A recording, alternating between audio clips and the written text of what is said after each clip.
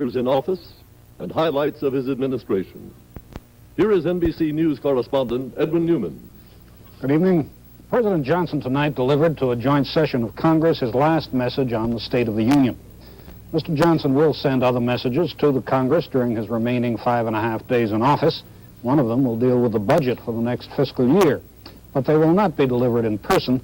And in any case, it is with tonight's speech that Mr. Johnson hopes to go on influencing the American people and the Congress when his presidency is over, and hopes also, I think, to shape the popular attitude to his administration.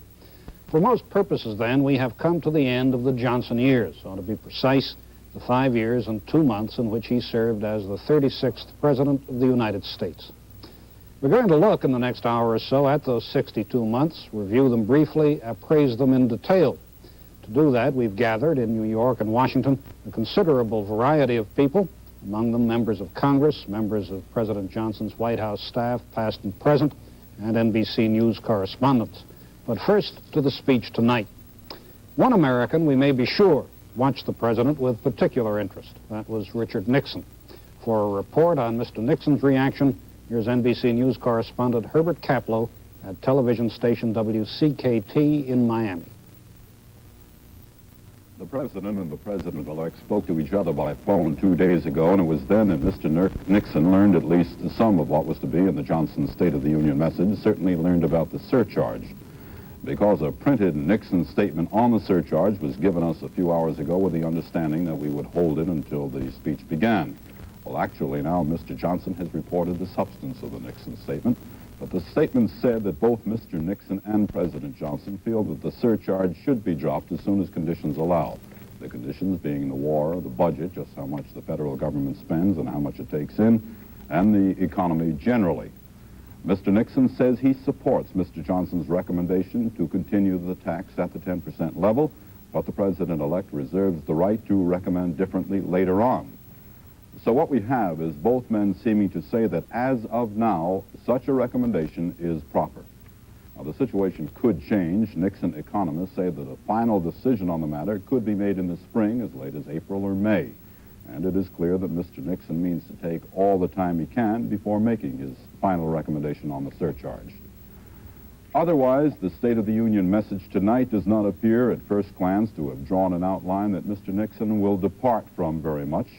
A few differences are likely to turn up, but nothing Mr. Nixon has said suggests that he will make a radical departure from the broad policies his predecessor enunciated tonight. Herbert Kaplow, NBC News, with the President-elect in Miami. Now we're going to have an analysis of the President's speech tonight by 5 NBC News correspondents, Sander Van Oker, Douglas Kiker, John Chancellor, Ray Scherer, and I'm the fifth one, and I'll go first. It did seem to me it was rather a quiet speech the President made tonight, not combative at all. It was noticeable that Vietnam was mentioned only briefly and played down. The President was anxious, obviously, to have it understood that while the problems he faced had been with us for a long time, his period in office was different from most of what had gone before. It was different, he argued, in this respect, that a watershed was reached during his administration, that many of the old hopes were realized, and the country stepped forth, he said, to seek new goals. So, in effect, Mr. Johnson put forward tonight a claim to have presided over a difficult period of great change. He put forward the reasons he has to be proud of what he thought he had accomplished. He did it quietly, and he seemed to me entirely at ease in doing so. It's probably the case that the President hoped that he would be thought to be speaking, to be making his recommendations without partisanship, and it did seem, from the applause and the general tenor in the House chamber tonight, that that was the case so far as the Congress was concerned. Now here's Sander Van Oker. It struck one in watching Mr. Johnson make his speech that he did what we expected him to, and it's no mark of disrespect to say that it was simply, I have looked upon my works and I have found them good. But what struck one very forcibly in watching the reaction of Congress to the speech was that they seemed to be saying, by almost the over-enthusiasm of the applause, that they were saying, in effect, with the title of a book Robert Graves wrote after World War I in England, goodbye to all that. Because I think they knew they were saying, when they rose to applaud the President and when they rose to applaud Vice President Humphrey, they were saying goodbye to the end of the New Deal. Because Lyndon Johnson Hubert Humphrey, but President Johnson, more than any other man, was both the child and, in a sense, the captive of the New Deal. It was the politics, if you will, of the full lunch pail of things for the folks. But to the extent now that both Mr. Nixon, by temperament and by the times, will move into another era of either conservative politics or qualitative politics, they were saying goodbye to all that. The liberal hour was ended, and everyone in that room seemed to be saying, by their applause, that we know we've come to the end of an era. Now to Douglas Kiker. Some people may think that the State of the Union address by an outgoing president is meaningless. After all, Richard Nixon will be president in less than a week. But the fact is, Mr. Johnson's influence will continue in the federal government for months to come. His new budget will go up in a few days. That's something that takes months to prepare. And no incoming president has yet to devise a way to very much change an outgoing president's spending program. No doubt Mr. Nixon will try, and I think we can expect to see a stream of budget amendments going to the Hill in the next few months, but the overall effect will be at most marginal. It will remain essentially a Johnson administration spending plan, and it must be remembered that this new budget covers a period from July of this year until July of 1970. So President Johnson may be going home to Texas, but his influence will help shape the programs of the United States government for the next year and a half. Now, here is NBC News correspondent John Chancellor on Capitol Hill. It seems to me that tonight's speech by the President was not so much an assessment of the State of the Union as an appeal to several groups to carry out the uncompleted Great Society, to bring the Great Society to its completion. Parts of the President's speech, it seemed to me, read like a litany of the Great Society. He was telling Mr. Nixon and other people that we needed more money for model cities, new housing starts, an urban development bank, an increase in Social Security benefits, a reorganization of the anti-poverty program, more money for job training. And he said, if this is carried out, it will give us our best chance to achieve the kind of society we want. Well, it's the kind of society the President wants, but the President must now wait on Mr. Nixon, on the conservative coalition in Congress, and on the people in the 1970 congressional elections to see if the Great Society can be brought to completion. Now here's Ray Sheriff. Well, it was the atmosphere, the occasion tonight that impressed me. President Johnson broke precedent, of course, to do this. He was the first president since, I guess, John Adams to deliver his farewell, his State of the Union address in person, and it was worth it. It was a great occasion. It was a remarkable last hurrah marked by goodwill all around. There was something for everyone to applaud. I think the President received more applause than any time since his initial appearance as President in 1963. He was gracious to Mr. Nixon. He asked Congress to give Mr. Nixon his understanding, but the President also challenged Mr. Nixon and, I think, all succeeding administrations to make good on America's commitments, his own administration's promises for the betterment of American life. He said not to carry those commitments out would be a tragedy. He was able to point with pride to something, a balanced budget. It seemed to me that in this political last will and testament tonight, Mr. Johnson regained much of the spirit of his first appearance before Congress as President in 1963. Ed? Thank you, Ray, so much for the moment, for tonight's speech and interpretations of it. As we said, we would like tonight to take a look at the 5 years of the Johnson presidency, what Mr. Johnson tried to do, what he achieved, where he failed. Chet Huntley talks now about the quality of Mr. Johnson's leadership. Not since Andrew Jackson has this country known a president quite like him, this earthy, rough-edged frontierman, Lyndon Baines Johnson.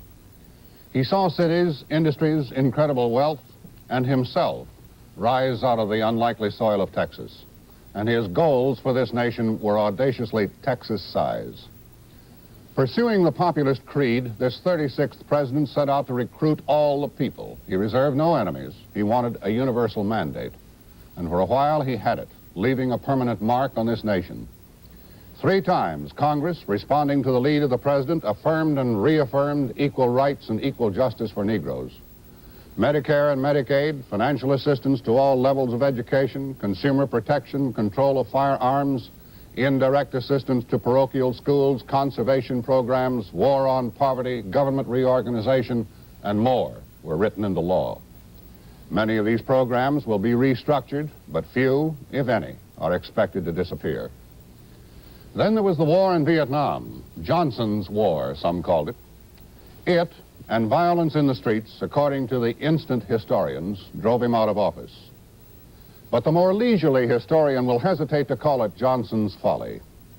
He will have to take into account what we, the people, might be saying to this president in this farewell week had he not acted, and if communism were now pushing at the frontiers of Malaya and Thailand and Burma. Violence? How should we have started redressing 300-year-old grievances and wrongs without an inflation of expectation and bitter impatience with the inequalities that remained? Could it be that the flames of Watts and 14th Street in Detroit were not signal fires for the future, but funeral pyres for the past? We and the president learned some things about poverty in America, that it was overwhelmingly black, for example. The war against it has gone far from well, but we're committed, and there's no turning back. It's said that this president had no style, that he lost us in awkward phrases. Yet, reread that speech to a joint session of Congress, March 15th, 1965. This cause must be our cause too, he said, because it is not just Negroes, but really it is all of us who must overcome the crippling legacy of bigotry and injustice. And we shall overcome. No president had ever said words like that. Andy Jackson, have we forgotten and so outgrown our frontier past? Are we all form and little substance? But he tried to do too much, it said. Perhaps. How many projects, Texas size, could we manage all at once? But he goes home convinced we could have done it, you and I. Proud, vain, cantankerous and difficult, egocentric and egotistic, unpredictable, contradictory, complicated to the point that evasiveness was more fun than directness. It was his stud poker, and it belied his simple tastes. Mr. President, the nation's interest will follow you. We want to comprehend you more precisely, and we must determine where it is in our history you have taken us. We have followed other presidents home to Mount Vernon, Monticello, the Hermitage, Oyster Bay, Independence, and Gettysburg. Now we follow you to Johnson City on the Pedernales.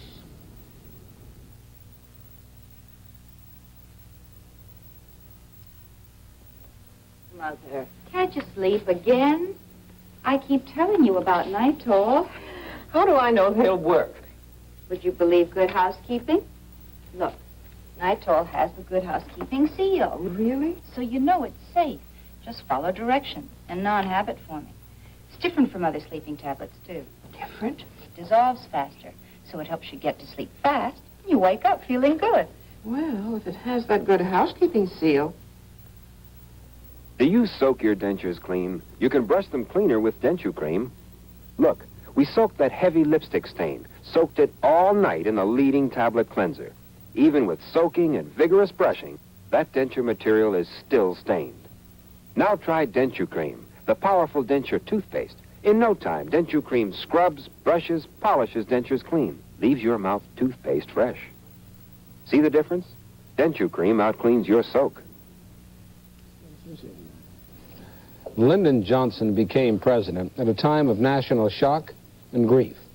For 3.5 days, the people of the United States had lived with little but the assassination of President John F. Kennedy, the fears and bizarre events in its wake, and the sad, stately day of the funeral. 5 days after the assassination, the new president addressed a joint session of the Congress and a nation that was waiting to be reassured. Mr. Speaker, the President of the United States. An assassin's bullet has thrust upon me the awesome burden of the presidency. I am here today to say I need your help. I cannot bear this burden alone. I need the help of all Americans in all America.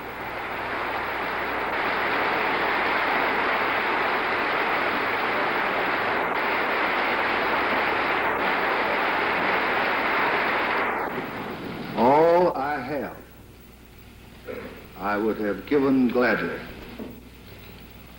not to be standing here today. The greatest leader of our time has been struck down by the foulest deed of our time. Today, John Fitzgerald Kennedy lives on in the immortal words and works that he left behind. On the 20th day of January in 1961, John F. Kennedy told his countrymen that our national work would not be finished in the first 1,000 days, nor in the life of this administration, nor even perhaps in our lifetime on this planet. But he said, let us begin. Today, in this moment of new resolve, I would say to all my fellow Americans, let us continue. It was as important for the country as it was for Lyndon Johnson that he take firm hold of the presidency in that time of distress. He did, and it may be remembered as his finest hour. He had not been the favored vice presidential choice of a good many of those who had voted for John F. Kennedy. But really few vice presidents have been better qualified in terms of political experience for the succession. As Senate Majority Leader, he had held one of the most powerful jobs in the country, and he had won bipartisan respect, and it must be said, in some places, fear, for the skill that he had exercised in that job. Few presidents have matched his knowledge of the workings of the Congress, and Mr. Johnson lost no time in going after a record of solid legislative achievement. Ed? Thank you, Sandy. I'd like to introduce now some of our guests in the studio with Sandra Van Oker and me. Richard Goodwin, who served in the White House and the State Department in the administration of President Kennedy. Floyd McKissick, the former head of the Congress of Racial Equality. And Jack Newfield, who's the assistant editor of the New York newspaper The Village Voice and who's a well-known analyst and reporter of the American political scene. For the moment, if Mr. Newfield and Mr. McKissick will allow me to, I'd like to talk to Mr. Goodwin. Mr. Goodwin, you were with President Kennedy. You then went on to serve with President Johnson. Was that period of transition of takeover, as Sandra Van Oker suggested, Mr. Johnson's finest hour? Did he ever rise to those heights again, or was it impossible for him to do so? Well, I think that it was clear, I think, that President Johnson was one of his great moments when he assumed the leadership of this country with as little disruption and with as much sense of continuity as he managed to do in the wake of what was a great disruptive event in American history. But I think there were many great moments, especially in the first couple of years before the war in Vietnam began to divide the country and broke me and others off from the administration. I think his whole onrush to try to not only complete the work of the New Deal, but to outline a new agenda to improve the quality of American life, his understanding of the black civil rights revolution in this country that he showed in those first 2 years, I think were high spots. It's hard to isolate, I think, a single important moment. And I think those, in a sense, are probably the most substantial. Mr. Goodwin, some people think that President Johnson never quite got out from under the shadow of President Kennedy, or out from under the difficulty that that President Kennedy's reputation and aura provided for him, that people somehow found him inadequate, and that he felt that. Did he feel that?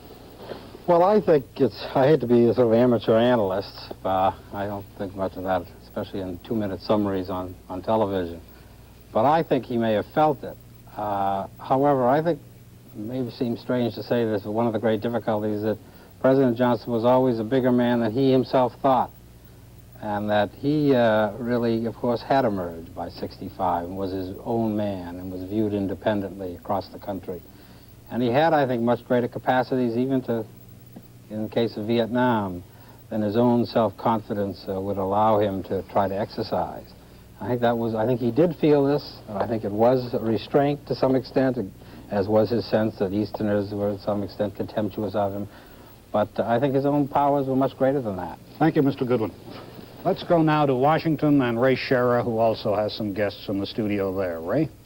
Yes, I'm happy to introduce Elizabeth Carpenter, the blithe spirit of the White House, the resident wit and the chronicler of Mrs. Johnson's myriad activities, and Horace Busby, who has worked on and off for President Johnson for 20 years, historian, philosopher, explainer, other things, and my colleague Douglas Kiker.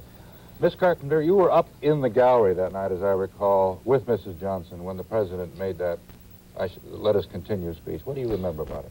Yes, I remember very well, and as a matter of fact, standing up there tonight, those thoughts came back to me from 5 years ago. And I remember so well when Mrs. Johnson walked out of the gallery and newspaper reporters asked her what was her feeling, and she said, "This is a time of great anguish, but I have faith." And I think to summarize what happened was that faith did see us through, that faith in the experience of the President, who had been for 27 years at that time. The Hill had been his home, and so he came to the White House, the #1 alumni of that great body. He knew people there. They were pulling for him and with him, and while it was a time of great anguish and the President entered the presidency at a time of tears, I think he's come out with his head high and his shoulders back and great accomplishments on the record. Ms. Carpenter, you were also with the Johnsons when they came home from Dallas. I'm sure that the appearance of sureness and confidence that President Johnson gave us at that time will always be remembered. Can you tell us what happened after he went home that night, after he could be in private with his friends? Could you remember some of that for us? Well, I think particularly of the plane ride back, and where Mrs. Johnson said, "This has all been a dreadful nightmare, but somehow we must have the strength to go on." Words that have followed us, and they did find the strength to go on. There was a great deal of thinking, of soul searching, of trying to lay out what was best for the country. He's a good man to have in an emergency, and immediately he got hold of the leaders on the Hill to see that no one in the world would feel that the reins of this nation had been dropped, that we were moving forward. And that continued through the next few days, and I think after the despair that everyone felt, there was a lifting of hearts that night that the President was on television and on giving the State of the Union message. One of the lines that comes back to me is, and certainly at that time, was, I remember the President tells the story, and others tell the story, that the time he went to Marshall, Texas, to propose to Mrs. Johnson, she went in to see her father, who was quite a man himself, not unlike the President. You knew who was boss.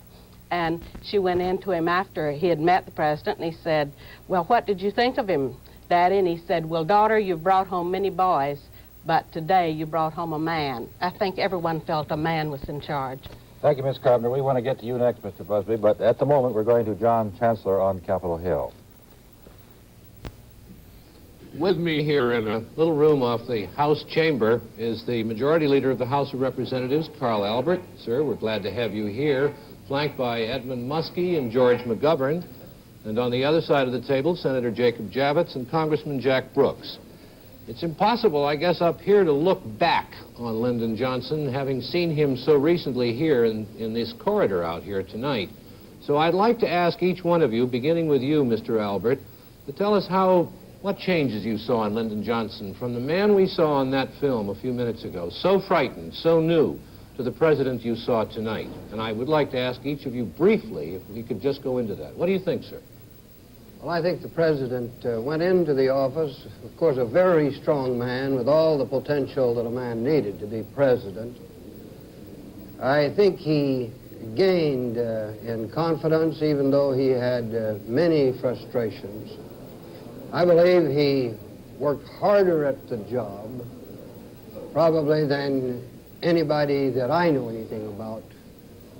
I believe he accomplished almost the impossible in a legislative way. I think he leaves, and should leave at least, with a feeling that he has done his best, and his best has been very good. Senator Javits, we've surrounded you with Democrats. Have you a brief comment on the changes in Lyndon Johnson? Yes, I think he's much more of the president than he was, and much less the parliamentary general. He adheres to the fundamental concepts which characterized basically the New Deal and the Great Society in which he was raised. These are not necessarily right.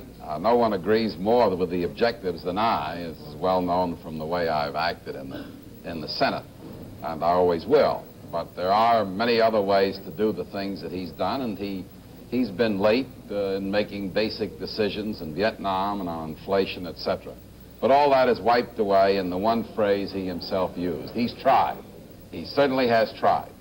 And you take the key from John F. Kennedy with "Let us begin," the great sporting activist youth movement in the world, really, and with Lyndon Johnson, the tried and true statesman and worker who has tried and has been in many cases successful, but not successful enough to have justified him in running again. But the country's grateful to him, I'm grateful to him, and I think he showed up very well with distinction and character and the quality of a president and the nostalgia of a man who'd served here most of his life. Congressman Brooks, a quick remark? I think the president, since he has come in office, and I knew him and was there when he was sworn in, John, as you recall, has aged a little bit. He's got a few more lines, a little more gray hair. He has just as much hair.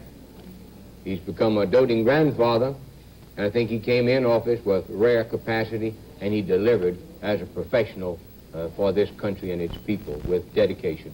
We have two highly articulate senators whom I'm going to ask to wait just for a few moments while we get some more people on this program. Now to Edwin Newman. Thank you, John.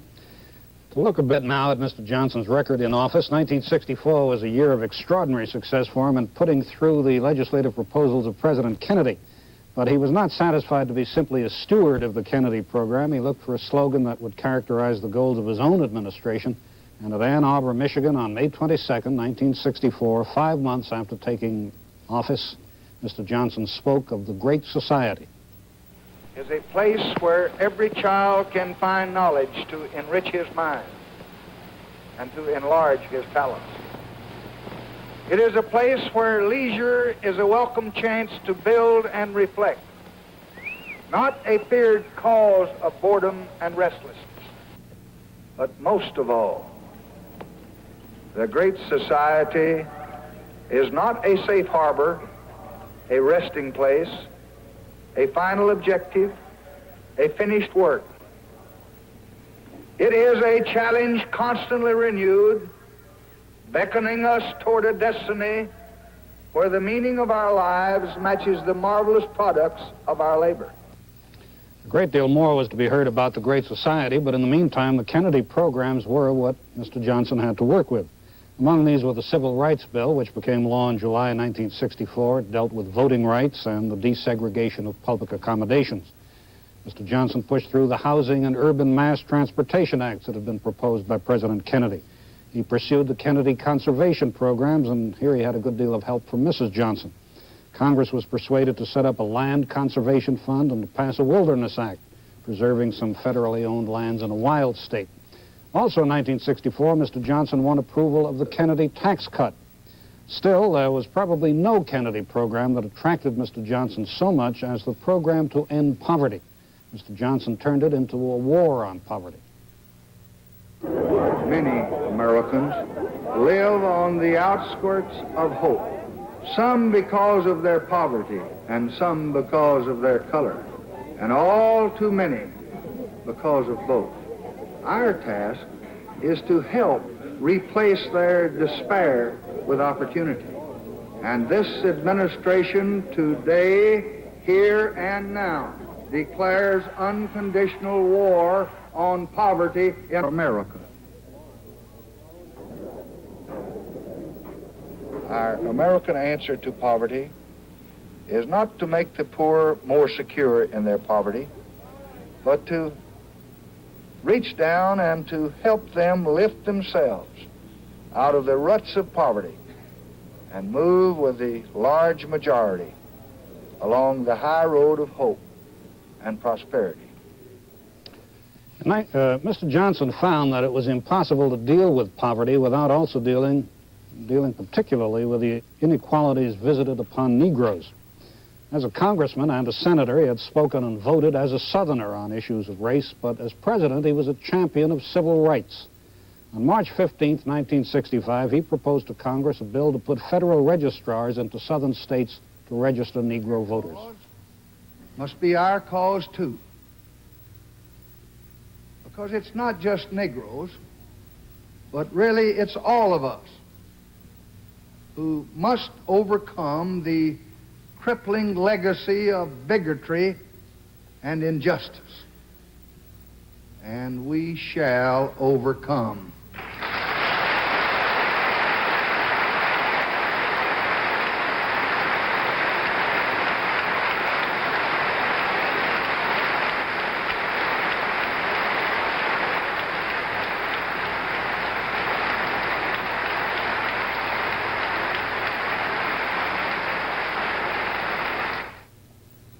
5 months later, Congress passed the new voting rights bill into law.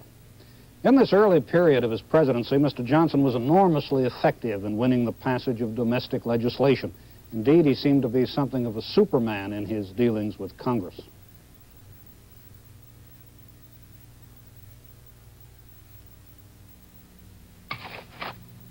You know, this could be a problem for us denture wearers if it weren't for Polygrip, the modern cream denture adhesive. What does Polygrip do that powder adhesives can't? Well, say this glass is your denture. Powders can leave gaps, weak spots. Your dentures can let go. But with Polygrip, no gaps, no letting go, no embarrassment. Try something solid for a change. Get Polygrip, then go have yourself an apple. If you use a dandruff shampoo on Tuesday, but dandruff's back on Thursday, maybe what you've got isn't ordinary dandruff. Ask your doctor. Flaking and itching could be early signs of eczema, seborrhea, psoriasis. New Tegrin medicated shampoo has an invisible medicated barrier that fights bacteria for days. Plus a medication that helps control flaking and itching with just regular use. Try Tegrin medicated shampoo. Well, here we are again in the House of Representatives with people leaving now, the President having finished his address some 40 minutes ago. But we've been talking about and looking at film about the Great Society, Senator McGovern. I suppose one way of opening this little discussion on it is, do you suppose that the Great Society will survive beyond Lyndon Johnson's presidency? Well, I had the feeling tonight that Lyndon Johnson was talking about the rough outline of the Great Society and his contributions to it, and commending those programs to the next administration with a kind of a loving care. He spoke with deep affection and considerable pride about the achievements that have been scored in the last few years. As I see it, they come largely in 4 areas: in the field of education, health, conservation, and civil rights. And I think when historians look back at the achievements of this administration, those may be the areas that come in for the most favorable treatment. The great tragedy of this administration, of course, is the intervention of the war in Vietnam, which deprived us of the resources, the energy, the time, and the force that were needed to move further in the direction of the Great Society that President Johnson dreamed of here at home. Well, Senator, I don't want to interrupt you, but the President did point out that expenditures on education, health and education, have gone from $30 billion in 1964 to $68 billion in the coming fiscal year. Senator Muskie, we haven't heard from you. Would you give us your views on that? Can you have education and the war? Well, you can't have as much education as you'd like in the war, and we haven't done as much as we should in the cities and the war. Incidentally, commenting on what Senator McGovern had to say about the President's mood on this subject, I had the feeling when he used the words Great Society tonight, and he used them just once, that he was using them with a small g and a small s. I've always felt that the Great Society really is what we began building 180 years ago, a society in which the individual citizen could achieve fulfillment. And this is really what he's committed to in his Great Society with the capital G and capital S, the areas that Senator McGovern spoke of. These are the areas in which we must work in order to make it possible for the creative energies of the individual to be unleashed. We must eliminate, or at least help eliminate, the barriers to individual development which our crowded technological society has created. And we have to use the tools of education. Primarily, this is the most important one, and it's the one that the President takes the greatest pride in. He uses the figures quite often, some 49 individual pieces of education legislation enacted. And as he said tonight, a lot of these pieces of legislation are no more than commitments still. He acknowledged that they yet remain to be funded, notwithstanding the rather startling figures on the health and education appropriations that he gave us tonight. Well, Mr. Majority Leader, the money comes from your side of the Congress. Do you see in the 91st Congress a continued funding of Great Society programs? Yes, I think the Congress will insist on funding the Great Society programs. And I don't mean by that that we intend not to cooperate with and to consult with the new president. And when I say Great Society programs, I'm not talking about every individual item. But I think the general purposes of the four major areas which my friend and former committee mate, Senator McGovern, mentioned, we will insist upon being properly and adequately funded, because I think the country will demand it, and I think we have the funds and the resources with which to fund those programs, at least moderately adequately. And a very heartfelt appeal from the President tonight to keep these programs going. We have other people on the program who want to talk about the President. Here's Ed Newman. We'll be back to resume our discussion in a moment. We pause now for station identification. This is the NBC television network. Does your mouth ever taste dry and dusty? Or like an entire army was marching through it? Does your breath come on strong? Well, try Micron. Micron's foaming antiseptic action strips away stale film, foams out impurities from between your teeth. Your mouth feels so clean and fresh, that funny taste is gone. Odor's gone, too. Micron, for clean mouth, clean breath. Some men will never quit smoking. Men like Harry Gordman. Never. Jake Tanner. Never. Marvin Brownwell. Never.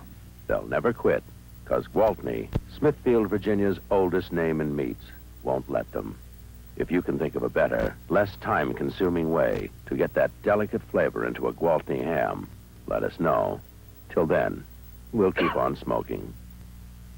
Full color 4.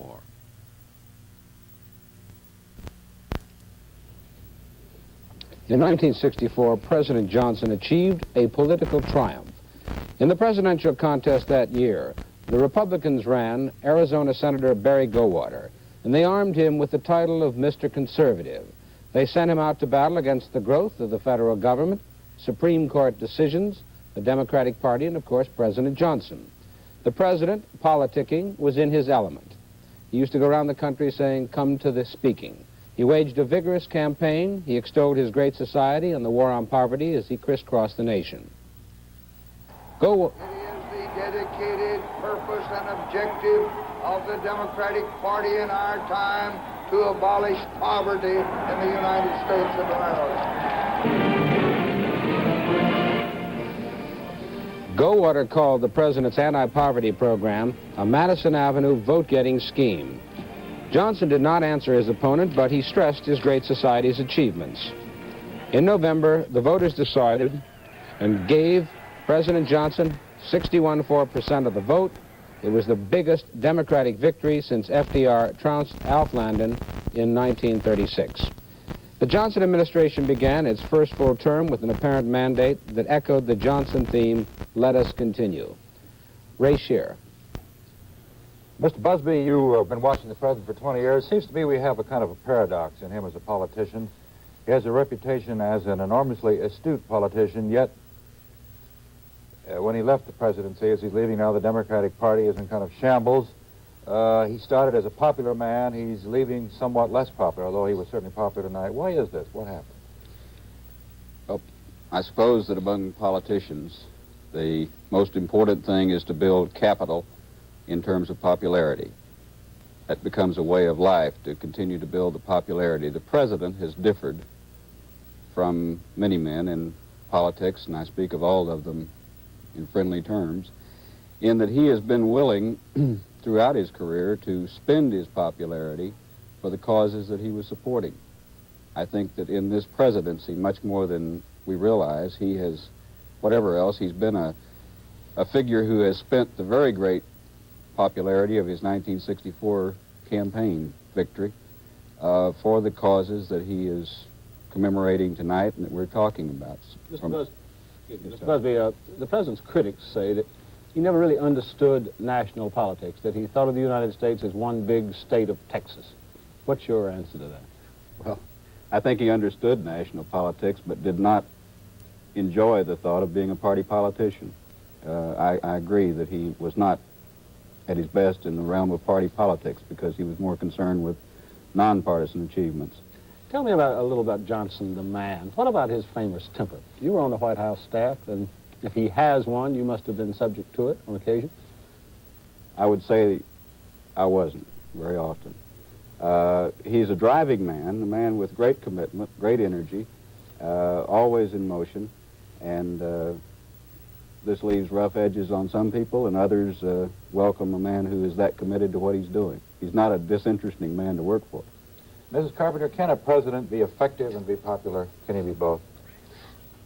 I think that the words of Edmund Burke, the only way that evil can triumph is for good men to do nothing. He's not a do-nothing man. He's a do-something man. And if it's popularity you're running for, that's one thing. But he was running for achievement, for trying to make this country live a little bit better. And I think that it has. There have been giant steps taken.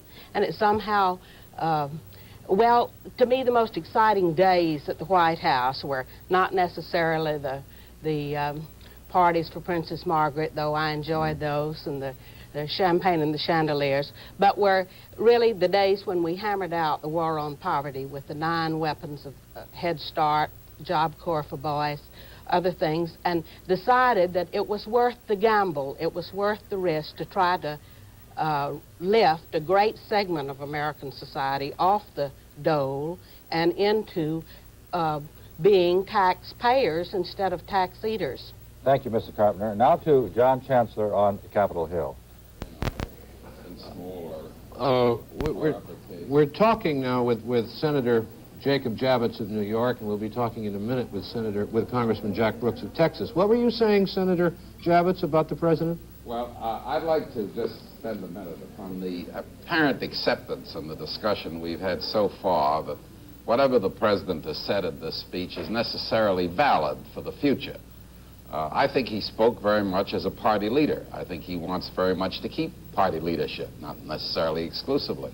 So he was rallying his troops and giving them the necessary signals and the necessary banners for the future. But I'd like to put these questions to my colleagues, and they know I'm not bitterly partisan, but I think it's very important to our country.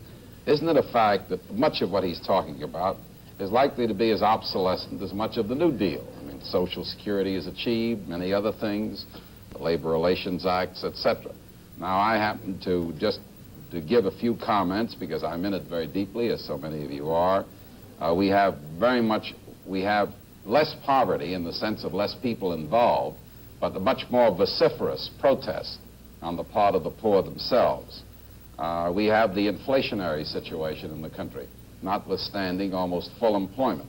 Now, I'm not going to indict the president or not indict him. The point is that you have a very serious inflation resulting in such an erosion now that it even takes away the benefit of higher incomes. This is probably the first year in which that happens. You're still in heavy war, Vietnam, the Middle East. And Isn't it logical, therefore, and there are many other things, but isn't it logical, therefore, that we will, in the new administration, go off on new bases, new things, new openings, new ways of doing things, as well as perhaps even new objectives? Congressman Brooks? Just one moment to say that I think that the continued basis of political action in this country will be people and their improvement and increasing their opportunities to share in the better things in this country, what we can produce and what we can make available to all of our people.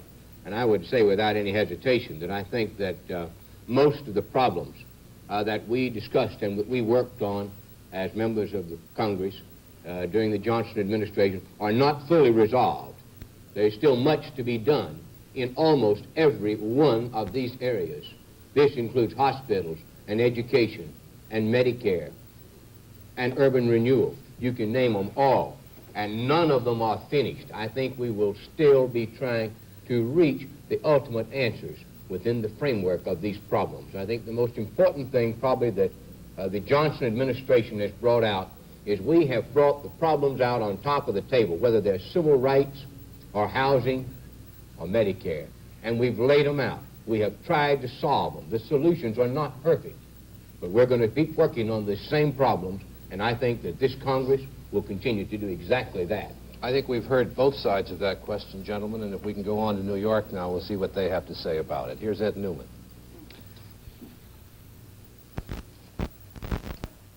Thank you, John. Gentlemen, Floyd McKissick, Jack Newfield, Richard Goodwin, let's talk about President Johnson as man and as politician. Mr. McKissick, is it possible to say that there is one predominating black response to President Johnson? My answer would be that there at one time was one response to President Johnson. I think President Johnson had the highest rating among black people shortly after President Kennedy's death, when he pushed through the legislation that was passed by the Congress, 3 successive bills. And I think shortly after that is when the Democratic administration failed to hear, and they got hung up on the concept of integration versus separation, and it was at the historic White House conference after the speech that Goodwin had done to secure these rights at Howard University, that the Democratic administration failed to hear that even though one could holler for a concept of integration, integration was not the goal. It was the street through which black people would actually secure basic constitutional rights, protected constitutional rights. You're saying that the administration did not sufficiently secure those rights to the black people of the country because it didn't understand how to go about doing it? Is that it? I think 2 things. They didn't understand how to do it. They were not enforcing the laws. For example, the president got the Congress to pass the voters' rights bill, but he wouldn't send federal registrars into the South in massive numbers as was promised. I remember we had this historic conference on the Potomac with Vice President Humphrey then, and this was what it was suggested, that we send massive numbers of registrars into the South, and immediately we could have assured massive numbers of black people as registering and voting. This was never done. I think it was shortly after that, at the White House conference, that a new form of militancy, of black militancy, started, and the cries of black power were first heard. And the issue of Vietnam came up, and Vietnam was becoming the issue which was really pushing down the cause of black people and civil rights, and it was taking the forefront. And we said that we have to abolish this issue. And of course, they couldn't accept, the Democratic administration said that this issue comes first, really over civil rights. And then the president went in to get at this conference to stop the emphasis on my personal part, I recall, and he introduced Thurgood Marshall that night at the conference to secure these rights. Mr. Newfield, what do you make of President Johnson as man and politician? Well, I think President Johnson has been a disaster as president. And I think this program is like Lyndon in Wonderland, and it doesn't reflect any of the things that he's done. And his own speech and much of the program has been like a brief for the defense. And there's been no mention of his invasion of the Dominican Republic, for example, and the fact that he I should point out to you that the foreign affairs section of the program is still to come. That he lied about it, that he said we went in there because 1,500 Americans had been killed and beheaded and that the American embassy was being fired upon. That was not true. There's no mention that thousands and thousands of what McGeorge Bundy has called the best generation we have ever produced. 31,000 of them have died in Vietnam. Other thousands have gone into... These are subjects, Mr. Newfield, we're about to get to, and in particular, right now we're going to get to Vietnam, and at this moment, David Brinkley has some reflections on the Vietnam War and the Johnson years.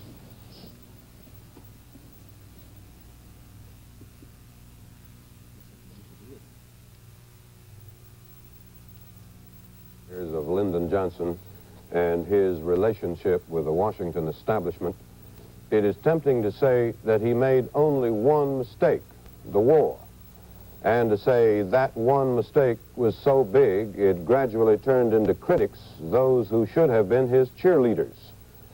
Of course, people found other things to criticize, but that was true even of such saints as Peter, Paul, Washington, Jefferson, and Lincoln. To put it plainly, what messed it up for Lyndon Johnson was the war. Until that started, he was having a remarkable success in Congress with achievements other presidents had wanted and couldn't get. He got them. Medicare, civil rights, aid to education. And so he should have come out a hero to the liberal academic establishment because that was what they'd always wanted, they said.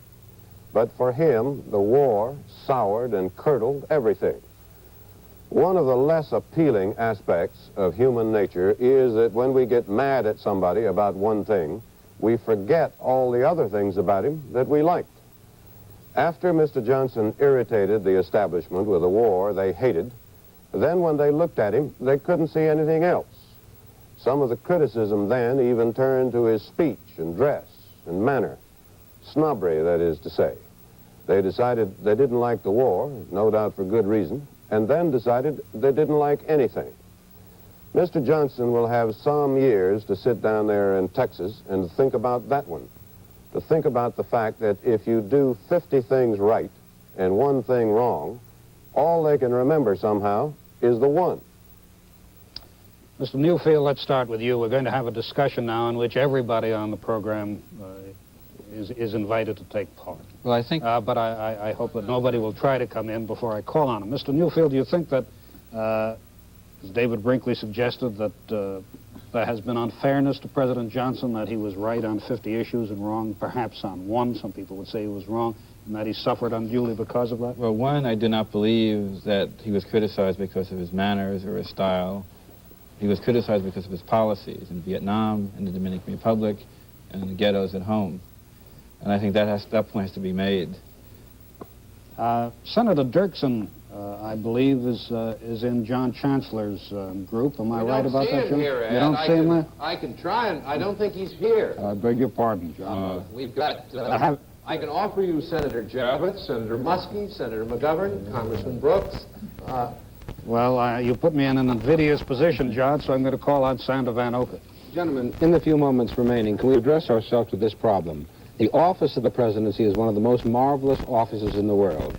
And certainly in this century, the office has usually magnified the person who was in it. Indeed, we have a recent biography of President Harding which showed that he wasn't as bad as we all thought. What happened? Dick, you were in the White House at that time. What happened that perhaps the office, in a sense, magnified President Johnson's defects and minimized his virtues? Because it throws the whole theory into a cocked hat.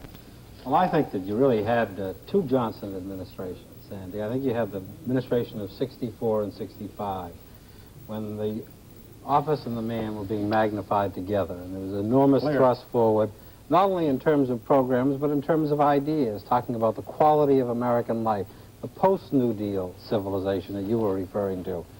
And then I think that the war swept in at the end of 65 and began to turn the administration inward on every issue. Paralyzed action, drained off the moral energies, so that the fact of the immense power of the presidency being exercised in a direction which was contrary, I think, to the interests of the country, and ultimately, of course, to the will of the people of the country, did serve to magnify the defects. But if you have great power and you exercise it, if you exercise it, which in what in my judgment was badly, then I think on that issue it's going to seem like an enormous mistake, just as great deeds will seem like great deeds. The American president speaks and the world listens. The president of Guatemala speaks. It doesn't happen. Thank you, Mr. Goodwin. You have the last word. In his final State of the Union address to the Congress and what amounts to his last formal word to the American people as their president, Mr. Johnson thanked the legislators for their help. He said that no president could ask for more, and he said that few had been given so much. And now it's time to leave. I hope it may be said 100 years from now that by working together, we help to make our country more just. More just for all of its people, as well as to ensure and guarantee the blessings of liberty for all of our posterity. That's what I hope. But I believe that at least it will be said that we tried.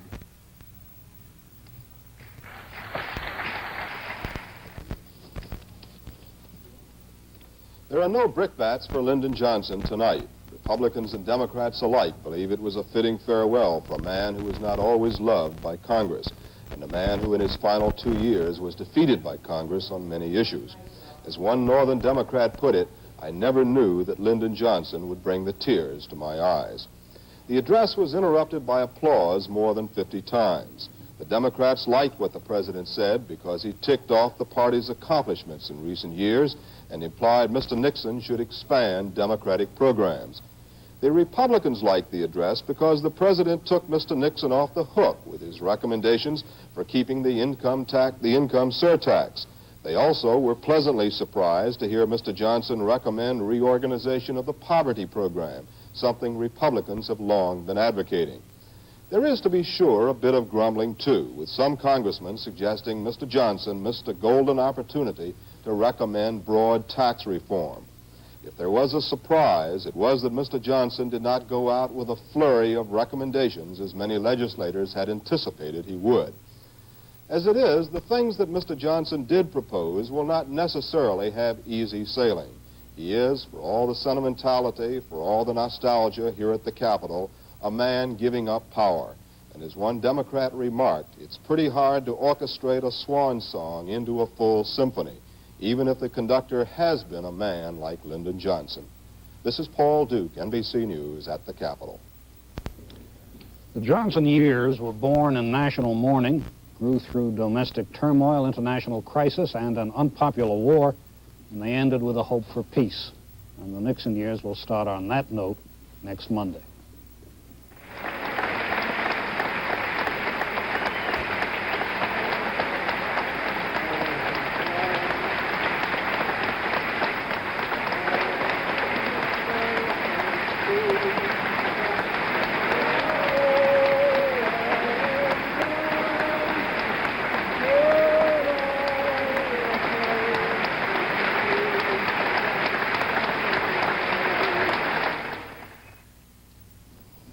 There's been a naval disaster in the Pacific, explosions and fire aboard the nuclear aircraft carrier Enterprise.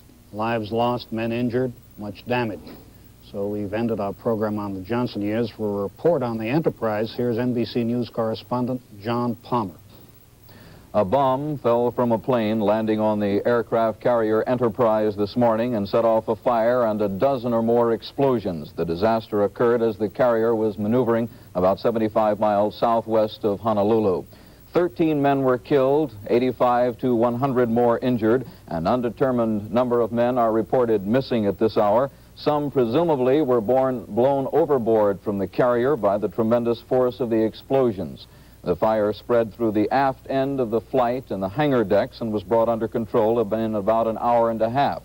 But that fire and those explosions left 200 feet of the 85,000-ton warship's after section scorched and blackened by smoke. Among the heaps of twisted metal which could be seen as the Enterprise arrived in Pearl Harbor, about an hour ago were the remains of 2 of her aircraft. When the fire started, the Enterprise was going through a bombing drill. She had been on station off the coast of Vietnam 3 times, and she was scheduled to return for a 4th tour of duty. Coast Guard, Marine, and Air Force helicopters flew to the carrier. They flew with blood and other medical supplies, and some of the injured were flown to an Army hospital in Honolulu as the big ship, which has 4,600 men aboard, moved toward Pearl Harbor. Now here via satellite are films of the disaster which overtook the Enterprise about 75 miles southwest of Honolulu, about 8 o'clock this morning, Honolulu time. The shots taken by the Navy, these films taken about an hour after the fire was put out aboard the carrier Enterprise. They battled the flames for an hour and a half. Many helicopters brought in doctors. 16 doctors were flown to the Enterprise just as soon as word of the severity of the explosions was received. Naval officers in Honolulu say that they really don't know at this hour the extent of damage, but you can see the rear end of the carrier here, the blackened areas, several holes in the flight deck of the carrier, no doubt holes chopped in the deck to try to let out some of the heat and pour water and chemicals to the hangar and flight decks below. Again, the side shot, a very good picture of the damage aboard the Enterprise. 10 to 12 explosions in rapid fire, some of the men blown overboard. The destroyer Rogers and the frigate Bainbridge, helicopters, Navy and Coast Guard airplanes began circling the seas near the Enterprise, searching for survivors. There is no word of any bodies or survivors being found. Several of the ships and aircraft are still in the area. The water temperature about 76 degrees, so presumably a man could survive. There you got a shot of the helicopters on the flight deck. Again, bringing in doctors, and to your right of your screen, the hole in the flight deck of the Enterprise. Another hole. Men walking around the scarred flight deck of the carrier Enterprise. Several planes, what remains of them, on the flight deck.